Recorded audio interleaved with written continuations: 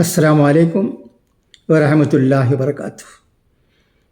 My article, How to Conduct a Simple and Dignified Marriage,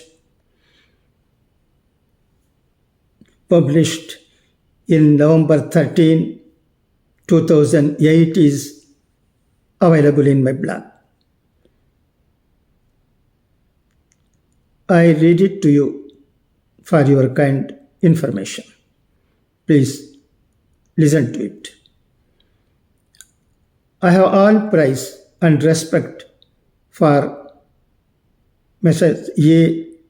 Ameerunnisa of Melvisharam for her excellent article in Urdu titled हमारी शादियों का मसला, published in the October 2008 issue of Women's Journal, about the importance of conducting simple and austere marriages as per Islamic norms.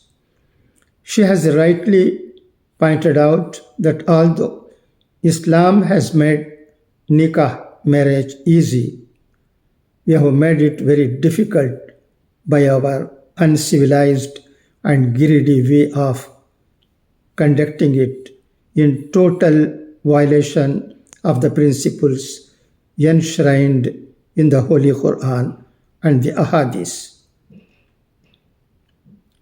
The editorial comments about the evils of posh and extravagant marriages are most apt.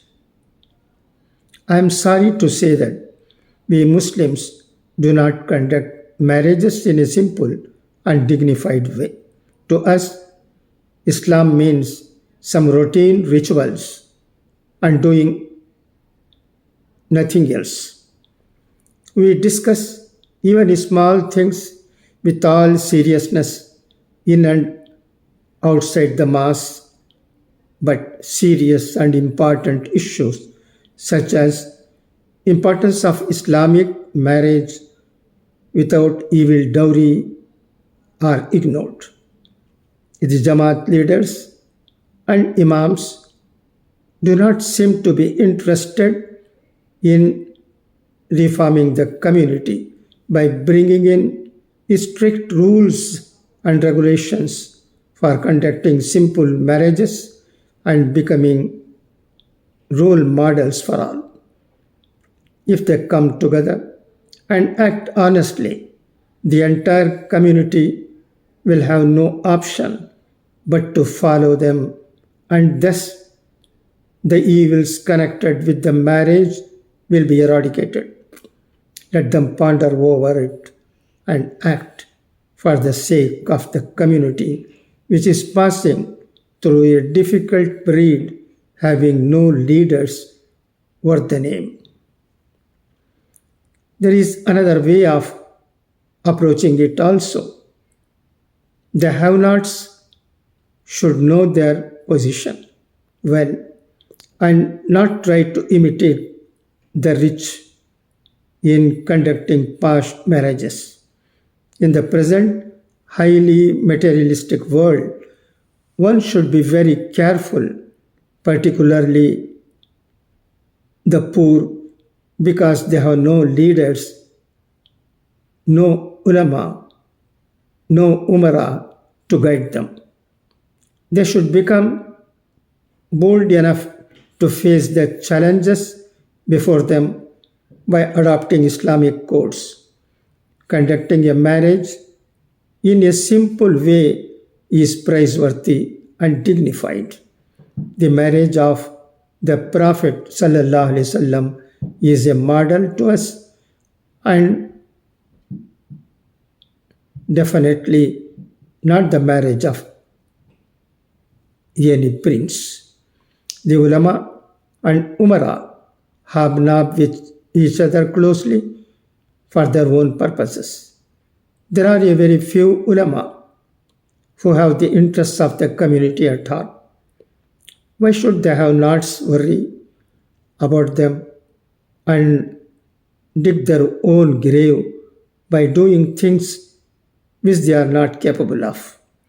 The general tendency of the people is to waste money in marriages, even by selling properties if the own are getting loans from individuals and banks and landing themselves in trouble.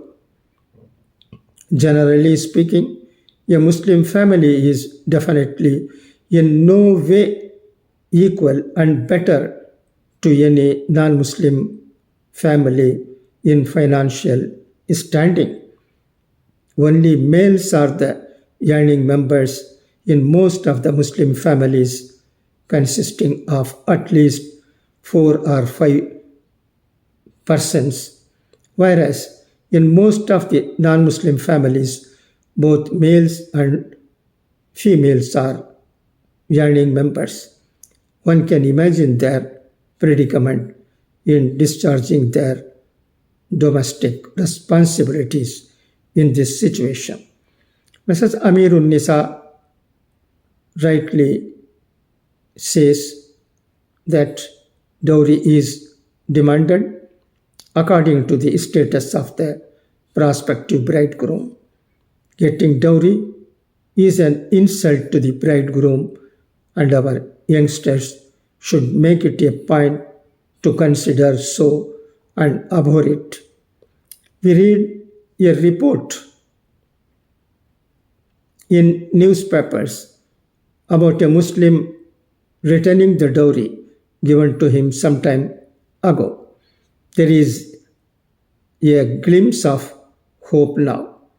There are some youngsters inspired by some movements who do not want to demand or accept any dowry. There are also some instances of some youngsters solemnizing their marriages by giving mahar and not taking any dowry. It is usually seen that the mahar given by the husband is a pittance in comparison with the dowry and other things received by him. How can it be called mahar in the real sense? It violates the Islamic principle. I request you and our ulama to comment on this important issue in a convincing manner. There is also an urgent need for the Muslim community to empower their women by giving them higher education and making them stand on their own legs for the sake of its progress and prosperity. The Waqf Board can play an important role in reforming the Muslim community in consultation with the mass Jamas. It should announce every year for some important reform. The coming year 2009 can be made dowry eradication year, and every mass can constitute a committee to make arrangements for enlightening the people by pamphlets and speeches during Jummah prayers to consider dowry as an evil and accepting it as a sin. The mass can also seek the services of different welfare associations for this purpose. The reforms, such as the above, should come from within the community to safeguard our identity and Muslim personal law.